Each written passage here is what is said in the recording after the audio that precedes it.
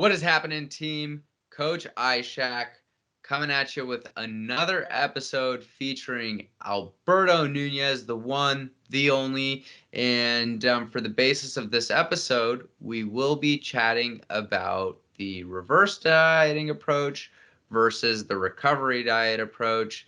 And before we dive off into the discussion, Berto, we know 2022 is the season, you're in prep. And for those who are unfamiliar and haven't been following your contest prep, why don't you go ahead and give us a little update for the anticipated season? Yeah, so shoot, when was it? Yeah, I set myself up to be, the position I wanted to be, like to start the prep. Usually I'm like running in the off season like 10 pounds just heavier than I like. So went on a little fat loss phase somewhere early December. And then that ended right around Valentine's Day, I think. So I lost about 10 pounds. Been chilling since then, like at this body weight, just kind of waiting to see what I like with this schedule, what's going to be good, what is going to be logistically possible. And yeah, finally decided, okay, I think May 7th is going to be, or May 8th, Sunday.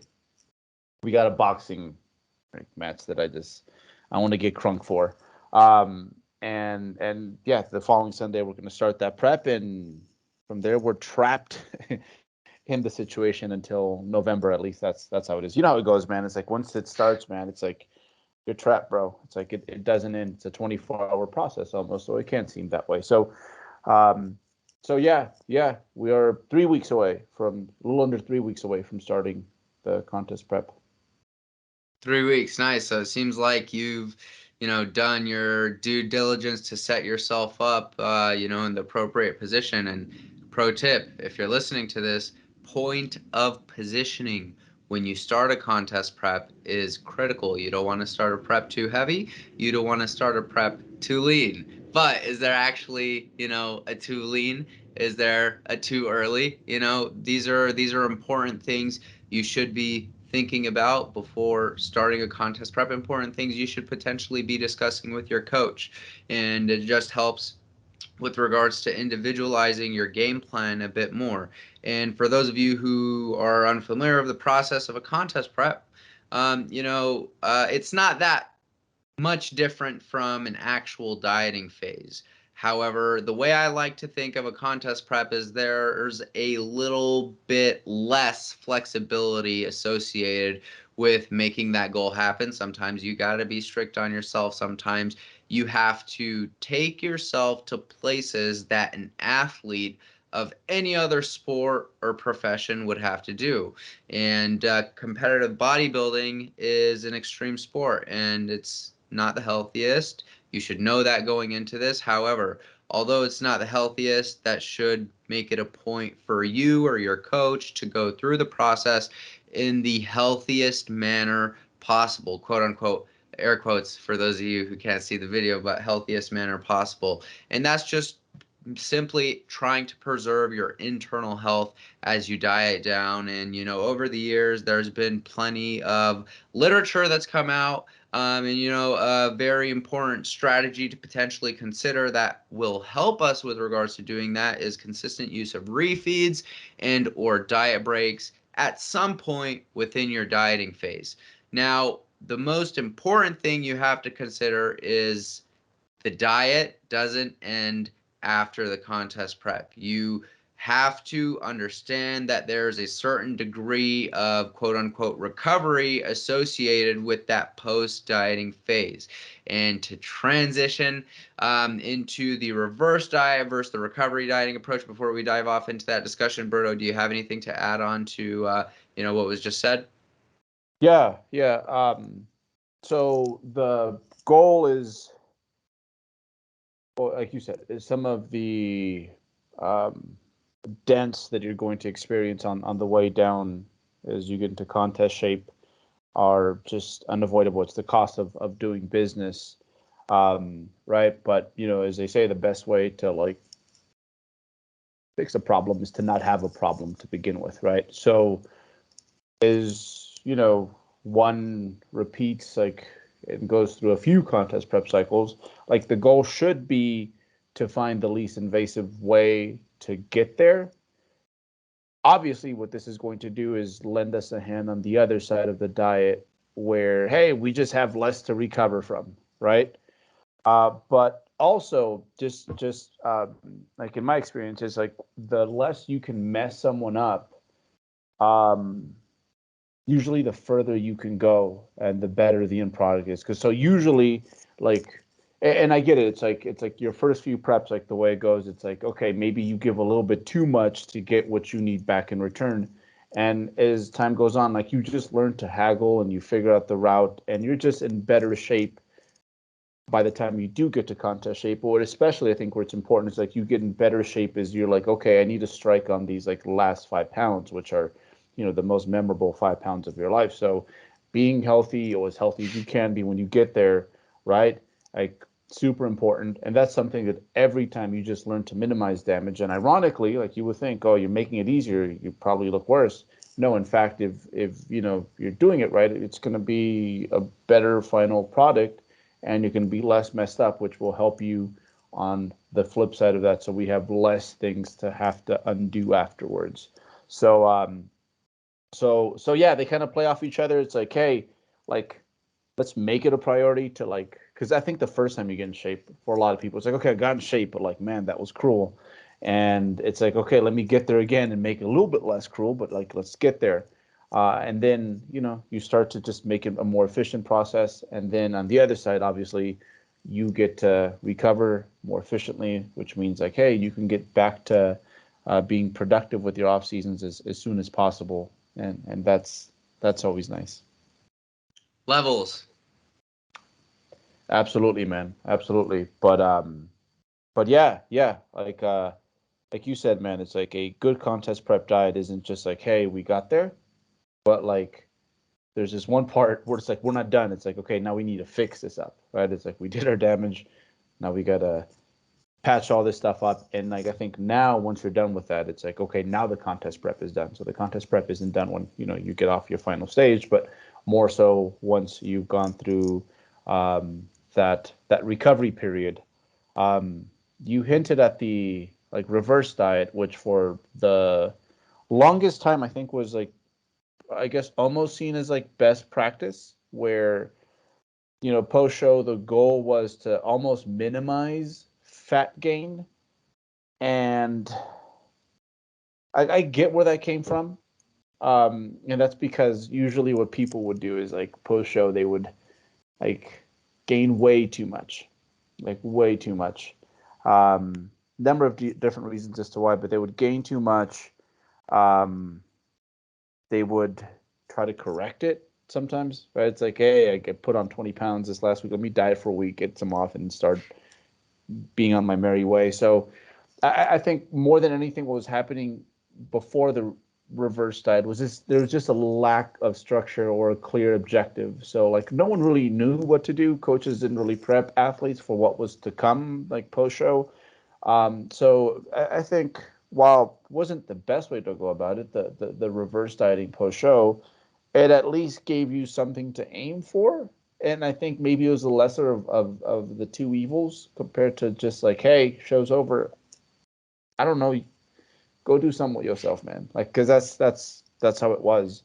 Um, but I guess where the reverse diet kind of missed the mark is like, hey, we want to almost minimize fat gain, and it was almost bragging rights. Like if hey, 6 weeks have gone by and I've gained 2 pounds, it's like no, that's not cool. Like obviously like we're most likely not at your set point. Like your body, yes, it's eating more, but it's still probably hurting. So So for those of her, so for those who are unfamiliar, why is it important to not gain a shit ton of weight post show, or why is it important to make sure that you're not too lean by the end of the recovery diet approach, or by the yeah, end of whatever recovery approach you decide to take, but yeah.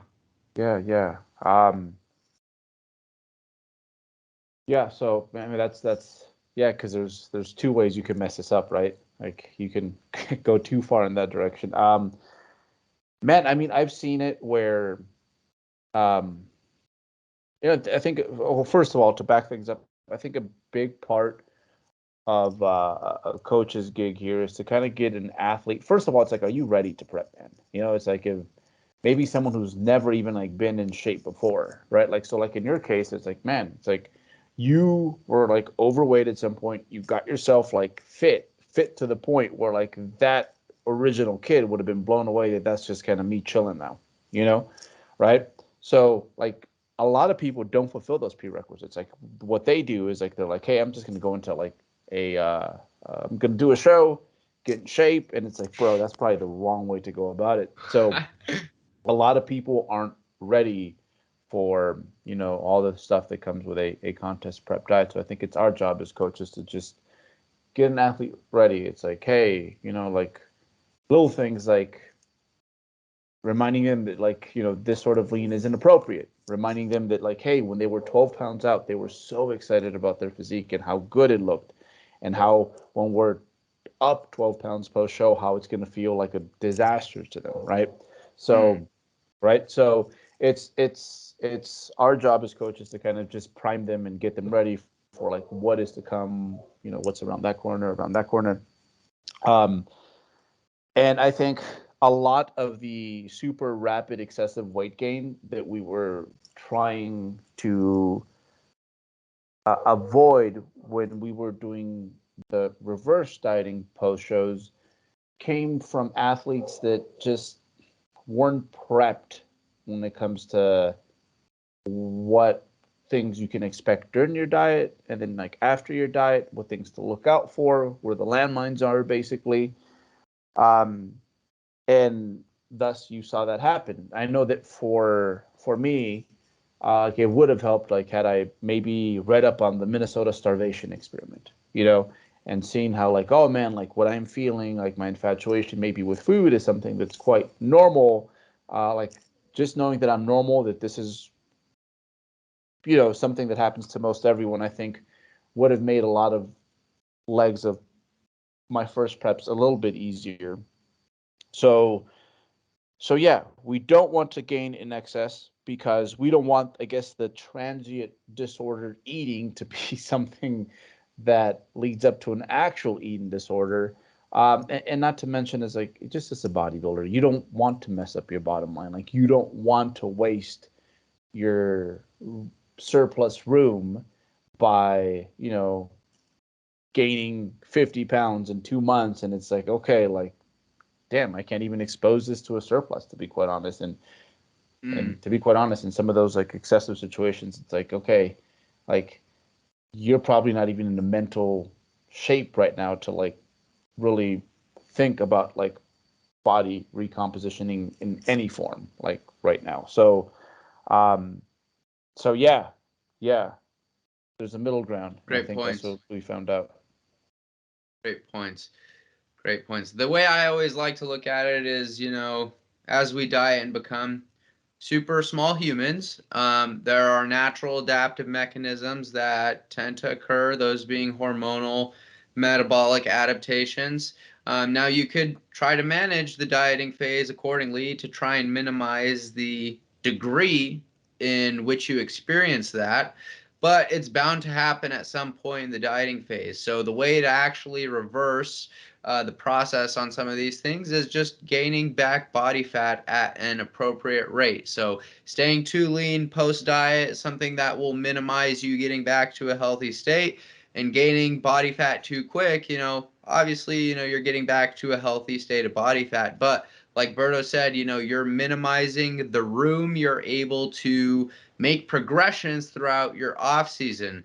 And you'll either want to start the diet again, or you'll feel guilty about what happened, or whatever the case may be. I know for me, my first contest prep, post show, I didn't really have a proper game plan in place. I said I was gonna reverse diet, incrementally increase calories by 25 grams of carbs, and that just increases your fixation for wanting to go you know balls deep on more food. So that's just something to really take into account. And this is why it's also important before you go into a contest prep to make sure that you have appropriate habits in place, whether that be, oh, okay, I'm having X amount of protein feedings a day, and you could kind of just modulate the amount of fats and carbs you consume around that. And, same thing on the training side of things too. It's good to train for improving your body composition and make improvements in, muscle gain, strength, but it's also important to recognize a lot of the internal health benefits that we obtain from resistance training and just make that a foundation as why you go to the gym. The next part, just moving consistently, and normal things like sleep and stress management. As long as you lean on a lot of these good habits in a contest prep and you lean on them post diet, you're ensuring that a certain level of structure is in place within your day. And that kind of minimizes how much structure you lose going into your off season. And I know when you wake up in prep, man, and fresh pot of coffee, excitement, your day's all structured perfectly, and sometimes it could be easy to fall out of that habit in an off season. And all great points, Berto. And for those who are unfamiliar, the difference between the recovery diet versus the reverse diet, why don't we go ahead and define that for the audience, and then we could break off into the recovery diet and its approach. Yeah. I like what you said there, man, in regards to habits. Like, that's why you need to have good habits in place before you prep. Because I know for me, for example, like now when I'm done with like my season, there isn't really a whole lot of structure. It's just like, just go back to your good habits, man. Just live your life as you were living it before you started the prep, basically. And it's like, there's a bunch of things that I do over the course of my day that to my friends that, aren't necessarily involved in this hobby, they think I'm a wacko. They're like, really? It's like, you're just gonna eat a chicken breast like that? Yeah, yeah,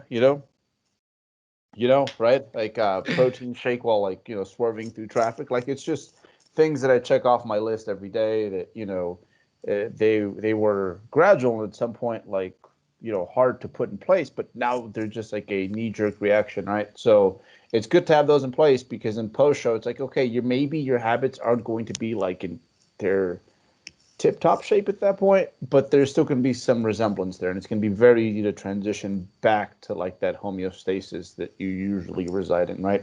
So one of the reasons why it's like, hey, before you prep, make sure you got your like prerequisites in habit, super important.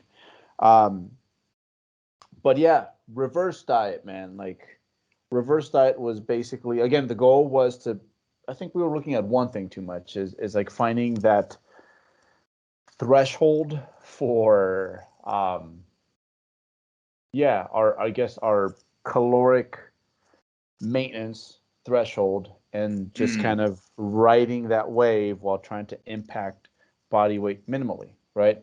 And quite often, like you said, it was like, hey, every week let's kind of take steps back and like maybe add 50 calories, 100 calories, like do it like in these man, sometimes brutal increments. I don't think it was everyone's way of doing it, but one thing I heard Mm. enough times that it was frequent. It was frequent enough where like I took notice was that about how long you took to diet is about how long your recovery should take. So it's like if it took you 20 weeks to Damn, get down, like perpetual diet. yeah, it might be 20 weeks until like you basically feel like 100 again, right? So so yeah, that's how people were doing it for the longest time. It was bragging rights.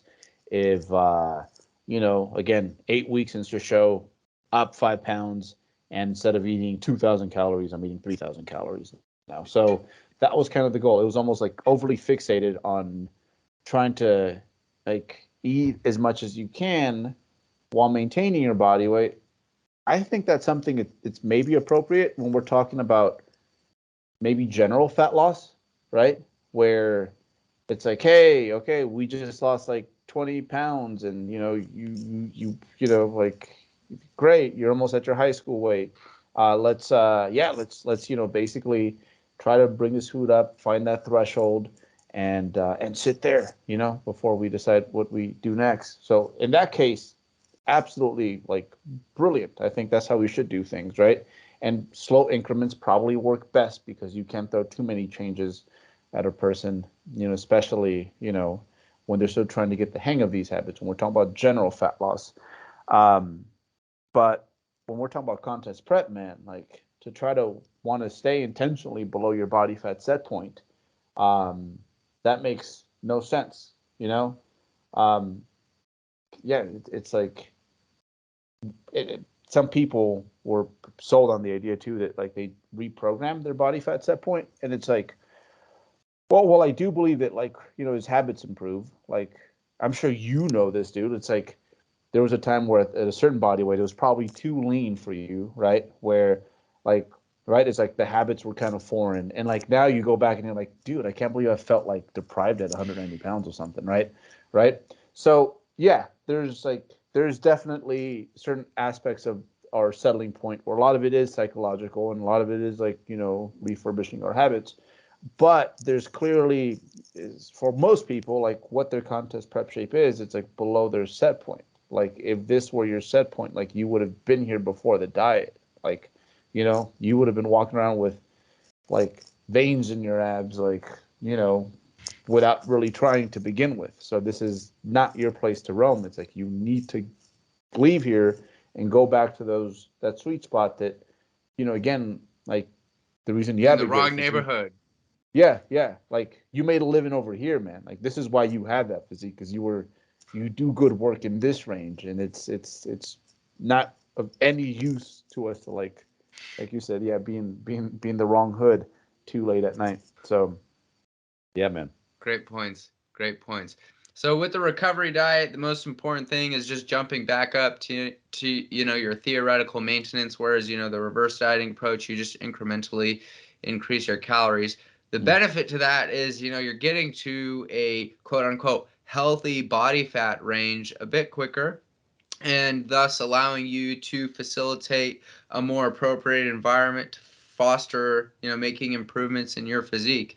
And the most important thing to consider after, the recovery after the diet is spending a sufficient amount of time away from dieting and not even thinking about losing body fat, okay? You just lost that body fat. How about you spend a year plus, most likely plus some more, out of the dieting phase? Just be a normal human.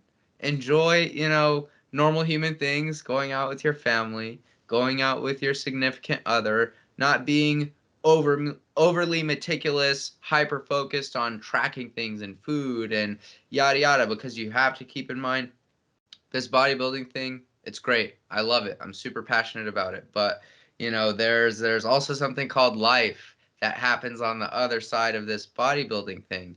And there's a certain degree of flexibility you're able to exercise in the off season.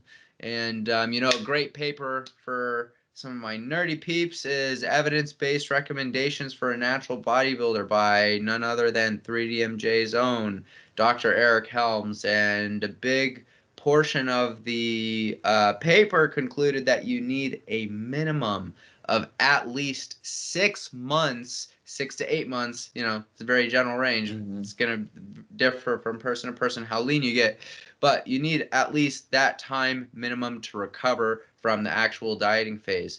Not saying your recovery diet is going to be that long, but there are certain degrees of metabolic and hormonal adaptations that you experience, and especially for males, drops in testosterone. That's really big, and it takes some time for that to get back up to its quote unquote normal ranges. So, spending enough time not thinking about fat loss after an actual fat loss phase is really important. That's why you want to control body fat gain within the off season.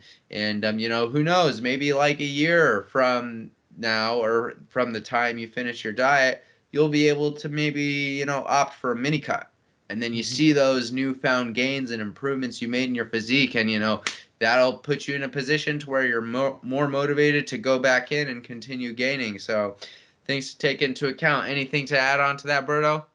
Uh, yeah. So the post show, it's like you probably want to have a surplus that would be inappropriate during any other time. So let's just say, it's hard to pinpoint like what kind of surpluses you're using exactly, but let's just say something theoretically good, like deep into an off season, hey, 200 to 300 calories a day, somewhere around there, like that's fine. Come like recovery time, it's like, dude, you might be rolling on like 12, 13, 1400 calories like of a surplus, which seems excessive, but I'll tell you what, um, like on my end, I've seen a lot less people mess up post show when I expose them to like they'll tell me like 7 days into, like, I think I'm done. I think I'm done. Like I can't be eating this no more, you know? And it's way better than, what I would usually get when we were ourselves actually trying to apply the reverse diet, where it's like, okay, you know, they're doing well, and then like boom, 8,000 calorie day, you know? And then okay, we're doing well, and then boom, 10,000 calorie day, right? So it's crazy because yeah, it seems like it's excessive to like give someone 1,000 calories over their maintenance, but the goal here is to actually gain body fat. And not only that, but like it's really seems to, especially if you keep it consistent and it's like 1,000, and they stick to it. Like in regards to like how quickly things rewire, it's been really nice to see where finally like people get to the point where it's like, man, it's like 3 weeks later and like their appetite's like quite normal. Whereas like past preps, like sometimes it was 6 months and they're still kind of like, man, I'm more food focused than I'd like to be. So yeah, the surplus is quite excessive. I know, case in point, last prep I did, I was back at my starting weight 2 weeks later, where I started the Starting prep. weight 2 weeks later. Yeah. Was this your first prep? No, no, no. I mean, like during my recovery diet in Uh huh. 2017, my last prep I did, like Oh, intentionally. Yeah. Yeah. nice, nice. So, My so, first my first prep. Uh, man, I think I gained like 35 pounds, like and how long? in 8 weeks. Okay. Okay. Um, so I It mean, looked honestly, like it. that's It looked probably, like I was obese again. Like it kind of I just overshot it a lot, you yeah, know.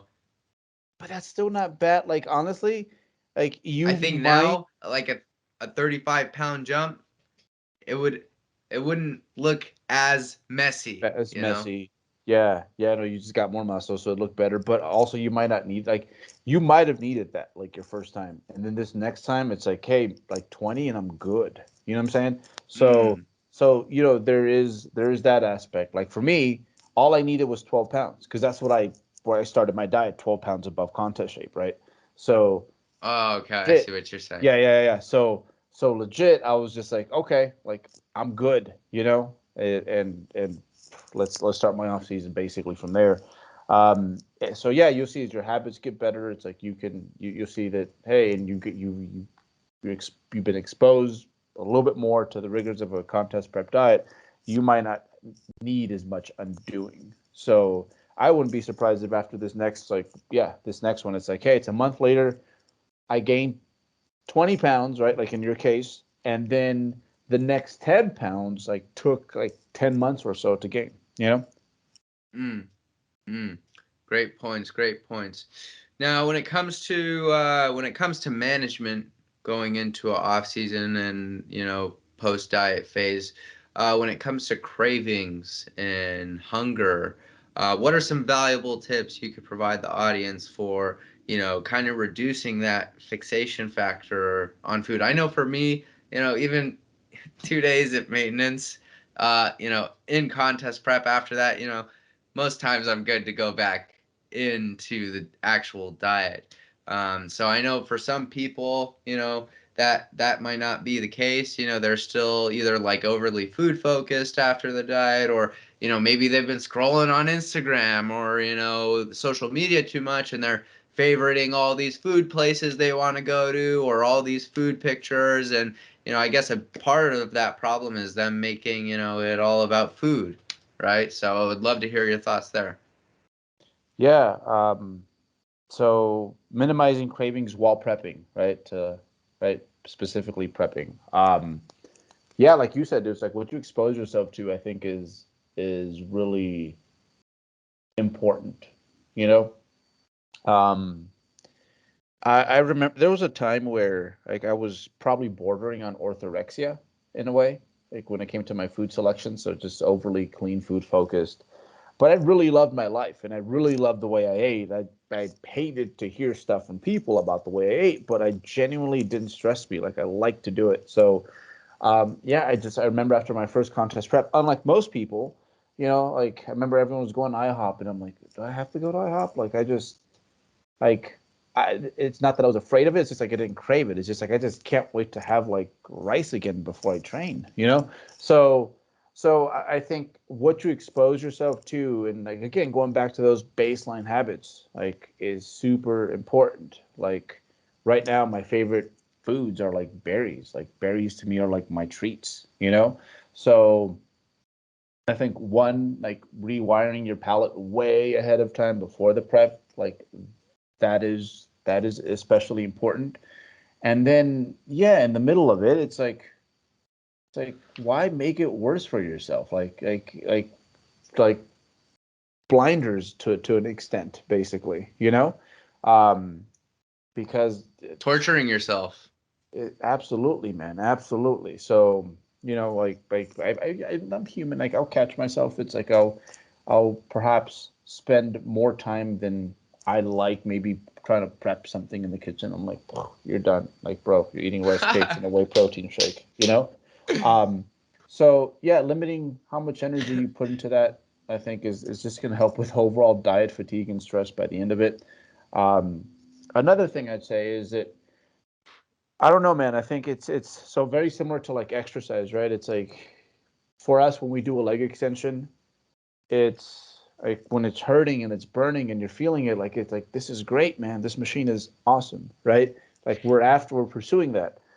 You take a normal person, someone who's like not trained, and like legit, like they stop when they start to feel it. They don't like push through it and get some more. It's just it's foreign that this is a Mm. good thing, right? Um, to us that's weird, but I mean, stop and think about it. Like if your quads are just burning, like right now, sitting down, like they doing a leg extension, it would kind of feel like I need to go to the hospital, like something's going on, right? So like legit, it is a stress. Your body feels like it's being attacked by, you know, by whatever's going on in your environment. Um, but again, like we've gotten to the point through training where we can like reason with ourselves that like this is a good thing. We want this to happen, right? Like burning good. And the same thing with the diet. It's like I think eventually like reframing it for yourself so that it's not about like not being hungry. Or I mean you want to minimize like any excessive suffering, but at the same time like you learn to frame it as like, man, this is good, this is working. Like I feel like trash because um, I'm diving into new body fat levels that I've never been to before. And honestly, like you see it as like there's a reward at the end of this eventually. Um, A so little that helps me a lot. masochistic mentality. A little bit, yeah. And you learn to figure out like what's the appropriate amounts. Like we were discussing with this before we went on air, where I don't do a whole lot of tracking now, but like I know what I should feel like going from 175 to 170. I know how like crappy it should be from 170 to 165, and like but again like there's crappy, but there's a certain level of crappy that when I hit it, I'm like, oh yeah, good. This is where I got to hold that thing up against like this flame right here. Like this is the perfect distance. Um, Mm. so yeah, eventually, It's the right temperature. yeah, Man, when I pull out the oven this season, oh, I can't wait. It's going to come out with the perfect level of crispiness because I took the time to pull it out and basted it and basted it and basted it. And I made sure I built it up in the off season. I'm so excited for this season, man. Sorry, but no, that no, was a no. little Being side but tangent. being intuitive like that is important, man. Like getting to the point where, um, yeah, like you learn to reframe things a little bit, man. Right? Because I mean, think of all the stuff you put yourself through when you're training, right? Like think to a beginner or even beginner you would have been like, that dude's having What the fun right fuck is now. this guy doing? That's Yeah. fun. Uh, no, right? So same thing with dieting. Eventually, it does get to the point where it's like, yeah, you hear it, you feel it, but you've kind of framed it in your head as like, okay, there's some positive things that are going on right now. Mm. Great points. Great points. So yeah, I mean, like to tie this all back around, guys, there's a certain level of suffering at some point you will experience in a contest prep. And when you experience that level of suffering, a big part of seeing it through is just your perspective about things. Okay. So, like, hey, I'm having 4 protein feedings a day. I still get to choose what I eat. I am inflicting this on myself. There are kids who are in Africa who are literally starving. I'm thankful to experience what they experience their entire week, day, for a couple hours.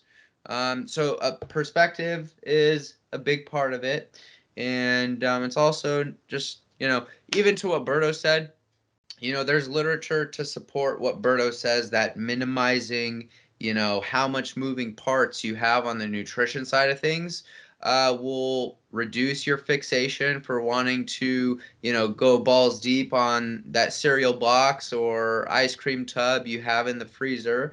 And there is a certain level of metonymy where, it'll bring just so much value. Even like the final stages of a contest prep with some of my clients, I would say the last 4 weeks, maybe last 3 weeks, we will stick to a certain or we will stick to specific food selection, and that's also just to help us optimize the peaking process, get their digestive system familiar with specific food selection. But it's also to minimize the diet fatigue and your desire for potentially messing up your peak before you actually peak, or the last stages of your diet. So depending on the context, this may be different for everyone, but it's a strategy I like to implement with some of my prep clients every now and then. And anything to add on to that, Berto? No, no, no. I think that was well said, man. Yeah, dude. Like I just remember watching the Food Network. I think it was my second prep, and like it was just on way too much, and like it didn't help, you know. Whereas For like sure. now it's like, yeah, man. Like I guess I've learned to embrace it, and then also it's like, it doesn't make it easier, man. It's like even like this diet soda here that I'm drinking. Like I think come prep time, I just won't drink them no more. You know, like I drink them because they're here, but I also know that like eventually like this can get to the point where it's like you just need a crutch the whole day of something that tastes good, right? Yes. Um, Yes. so so yeah, man. Yeah, The it's more you crazy. fight it, the harder it's gonna be. Exactly, exactly, exactly. Yeah. And you'll probably learn it the hard way. That's why it's levels, You have to build off of previous experiences. And I'm in a position right now where I look at what I did in 2019. I'm like, wow, I just shit on that, and I'm gonna Yep. like bring something else. I'm excited for it. Um, that's how it should be. Every time. And anyways, to go into Well, you another and you would have whole. been wiped like back that year. Like if that dude would have been asked to do what you've done right now, right? Like would have been done, would have been wiped. Like that's it, Yeah. you know. Oh, Whereas like already would have whereas given up. right, you're feeling it, but you got more to give. So yeah, eventually our ability to tolerate gets a lot better, a lot better. Mm. Yeah, I'm able to give a little more because those refeeds light at the end of the tunnel after I dig. But yeah, man, great points. And so to go another route, we know, and this is in Dr. Helms's paper, that you experience a bit more body dysmorphia as you start dieting. So I know for me, as I started dieting and I got to like the last like 15ish pounds, I started posing more. I started looking at myself more. I started criticizing myself a bit more. But it's also like cool because it's like oh, I'm doing the damn thing. I'm getting leaner. I looked way different than how I used to look. But, post show in the recovery phase, some people could look at themselves and, they forget what they accomplished throughout the entire process, or, they feel like, they're a failure because they're gaining body fat again. And, I think part of it is just restructuring, reframing the goals. But what are some tips you have for minimizing, that sort of body dysmorphia, moving back to just being, normal, not checking yourself out every time you go to the bathroom? Yeah, I think this is one of the reasons that, like, when talking about prerequisites for dieting, it's like you need to have gone through enough gaining phases, enough cutting phases, where you see the rhyme and the reason and the good in both sides, right? It's like, hey, you've gone through some proper gaining phases and you see how important gaining weight is, right? How that important that surplus of calories is. So, yeah, like no one side is less important. And this will especially come in handy on the way out when you're gaining body fat on purpose, right? But again, this helps that, okay, it's like I've been through this. Like I've elicited weight gain prior to this on purpose. And yes, this one's a little bit different because it's quite accelerated, but I understand that a lot of the positive impact, a lot of the changes that we see in our physique comes like from being in a healthy state and exposing a healthy body to an appropriate rate of weight gain. So so first of all, yeah, don't prep if like you are not okay in your own skin. Like I think accomplish a few things. Like a few times, like cut down to a physique that you're pretty proud of, not contest shape necessarily, but it's like, damn, I look good. I'm like I've surprised myself, and also go through a few gaining phases where it's like, hey, you had like just as much discipline in the right way, and you understand the importance of the gaining phases. So you do that, eventually it just becomes another phase. So post show is like, man, I had ab veins, you know 2 weeks ago, and I don't have any. Like that's okay, and you understand that, and you see it more so as like a sports specific venture, as opposed to like you trying to look sexy and like a superhero and whatnot. Yeah. And trying to maintain that. Mm-hmm. Not healthy. Not Yeah. healthy. And, great points. Great points. And I guess to just sort of build off this discussion, there are some people, air quote coaches. I wouldn't say it's necessarily the best practices. I would consider it as malpractice. What I consider as malpractice, man, if a doctor did that shit, they would lose their license. But there are some people that it comes to the post show period, and it's just like sayonara. I don't Yeah. want to Yeah. talk to you. There's no post show plan, whatever the case may be. And if you're a coach, you're listening to this, you're a client, you're listening to this, you should have, your quote unquote post show, game plan sort of set up before you even get there. And if you're a coach listening to this, man, if you are your response, if you take it upon yourself to help someone go from point A to point B, you're responsible for helping them reverse that process.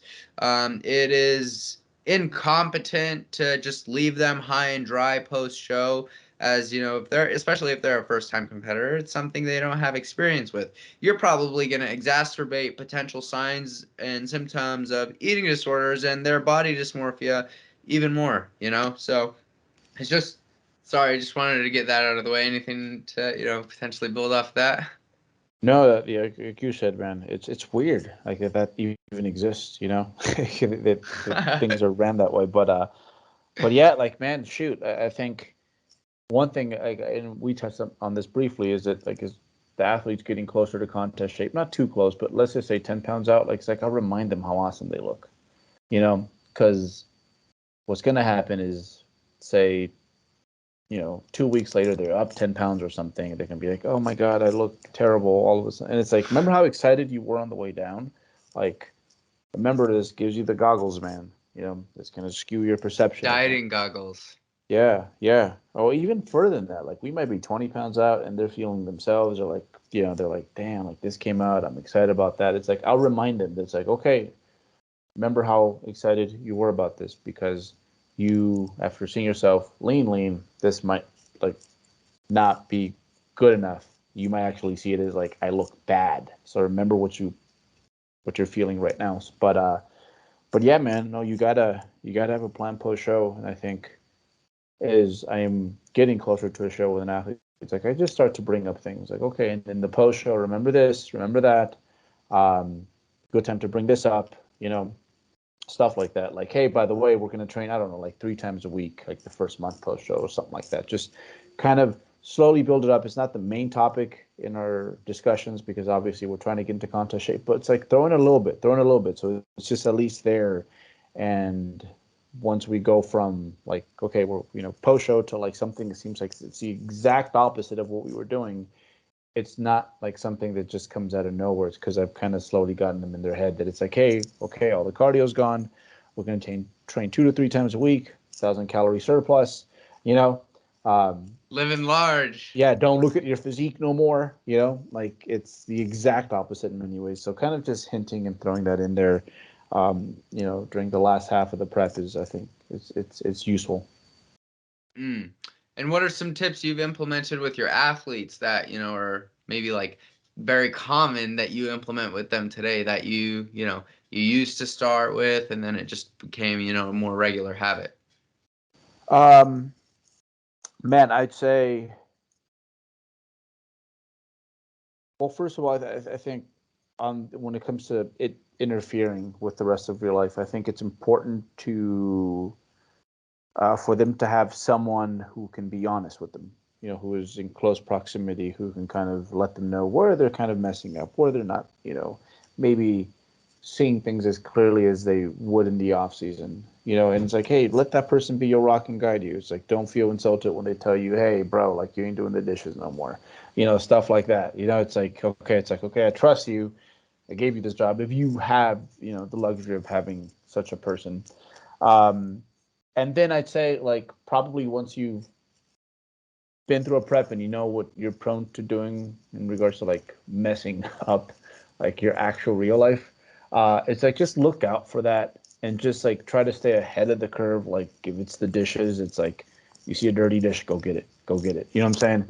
If your significant other says that you've been a little bit distant, it's like, okay, somewhere just schedule things. It's like, okay, I'm gonna get her flowers on this day. Just, is Best you learn more. behavior. Yeah, like learn what you're prone to doing because we're all prone to like messing up in our own way, so I think that's important. I think I try to get into their business a little bit, and I'll try to ask them questions about like, hey, just the dynamics of their life. Um and uh and and even though I haven't maybe necessarily experienced what they experienced before, it's like, hey, I've done the prep and I can kind of see how that would impact that. So yeah, I think I butt in a little bit more when it comes to like the real world stuff, and try to give them suggestions because quite honestly, it's like if they dealt with it at some point, chances are I've dealt with it at some point. Um, Mm, so I think that's an important part of being a coach, like outside of just like what's going on in the gym and in the kitchen. Um, so that's that's one, and I'd facts. say um, just a yeah a big one for me um, has been. I'm kind of glad that it's this way. It's like a post show, like off season's off season. Like I think that's been big. Like where almost every sport, it's like when they're done, right? Like NFL players, season's over. It's like I'm gonna go play golf for like a month, bro. Like you know, like there's nothing wrong with that. Like if an athlete will let me do that, it's like, hey, okay, we'll weight train 30 minutes twice a week, and then from there just kind of get away from it. Like miss this again, like let your body heal because what we do to ourselves, like after a prep, it's different. Like it's not like a football player's injury. It's not like a basketball player's knees. It's like it's so systematic that like sometimes the best thing you can do for yourself is to like just really give yourself some time almost away. So shoot, My Mm. last recovery diet, the whole first month, I was training like twice a week. Um, right, I was training twice a week. I was just going back to my off-season habits in regards to eating. But man, like, dude, I felt normal in 2 weeks. 2 weeks, I felt Damn. exactly like the way I did at the start of the prep. Like I felt almost ripped off when it came to my experience. But I really committed to the whole like, okay, recovery first. Um, above anything else so that I can get to work right away. But I still made myself wait till like a month after before I was like on some sort of formal program again. And at the end I won by doing that, I feel, because I could have probably taken a route similar to what I had done before. And it might have been two, Mm. 3 months before I'm like, okay, I feel like I'm actually like in new territory. But dude, I think I hit like a front squat PR like 6 weeks post show, So yeah. Nasty. Yeah, I think that's something I'm gonna be implementing. Something new I'm gonna be implementing this recovery phase is just maybe training like, 3, 4 days a week and, dedicating more time to like work stuff, man. Yeah. I'm so focused on growing other areas, and like, Yeah. something super valuable that prep allows us to learn is what we're capable of when we pour so much time and energy and effort into this one thing. And then, it sort of makes you wonder, what if I could do that to other areas of my life? What am I Absolutely. what could I achieve if I put my mind to it, So that's something really important. That's something I'm excited to do, because man, I can't remember the last time I've taken longer than a week off from the gym for like since I started this damn thing. You know, it's that compounded consistency that I know is gonna pay off this season. But to sort of build off what you're saying, the first point, could you remind me one more time? It was what Oh was yeah, it? just butting into their lives a little bit more. Butting When it, into their lives. Yes. yeah, Okay, so one of my athletes, James, I love to give you guys some context. He's just getting to the point to where he's starting contest prep right now, but I know he has a significant other. So, for example, some things I'm telling him sometimes in check-ins is, you just talk to your significant other, let her know how important this prep is to you, let her know, there's going to be some days where, you're not necessarily your usual self, but communicate that ahead of time, because when you sort of let them know what could potentially be coming, they're able to sort of brace themselves, help their partner look out for things, not get too upset or too emotional if something occurs, and it just places them in a better position to kind of just support you and see it through and just understand, because there's only a certain degree of understanding they're able to have. They can't necessarily empathize with you, but they could sympathize with you. So this is why you have the homies. The homies are able to empathize with you. They know what you're going through. They help you remain objective. They help you stay focused. They help you push. And having a lot of people who are not yes men. Berto has been my not my yes man this prep, but he's helped me stay focused and push. And having those people in your corner, having a support system is extremely important, because without that support system, you're not going to go as far as you typically would be able to. For me, for example, that's not only true with, my bodybuilding thing, but also just like, what I've built outside of that. I wouldn't be who I am, or I wouldn't know what I know without the people that I surround myself with. So, that's why I run this podcast. That's why I make content, to sort of give back in a way, to the people that were so, kind and gracious and generous to give that to me as I was learning and growing over the years. Berto's one of those people, so I know I'm gassing you up a little bit, but hope you don't mind. no, man, no. Yeah, like you said, you just you need. And that's what the coach is, man. It's like that you need. Sometimes your coach is like the only person who can really like relate with you all the way. And our athletes hand over like a lot of trust to us. So yeah, it's just good to be able to do that for them sometimes, man, when they need it. And yeah, dude. Sometimes as a coach, like you're not a yes man. You know what I'm saying? It's like no, I think you handled that poorly at work. I think you should probably just reconsider this or that. And the same thing with me in prep. It's like, I have my folks who, same thing. It's like if I'm like off my rocker, it's like I gave them access to like let me know. It's like, okay, like, dude, you're off your rocker. Like this is not you, you know? Um, yeah. Yeah. That's one thing I love about prep. It kind of exposes certain parts of us that are just there all the time, regardless. They Mm, just get like we just become more extreme, I think, sometimes, and especially with like our bad traits, whatever they might be, you know, or things that we don't like about life. Like they're just magnified and they're much more intense and saturated. So, so yeah, you get to know yourself when you're prepping. Like that's for sure. Like that's for sure. yeah, Great points, man. Great points. And to round off this discussion, I want to thank you for coming on. Do you have anything you want to leave the audience with? yeah, yeah. Don't expect to get everything right the first time. I guess since we're talking about contest preps. Um, it wouldn't be fun realistically if you got everything right the first time. It's like where do you go from there? It's like I nailed this, right? um so yeah, dude, like every prep for me's gotten tremendously better.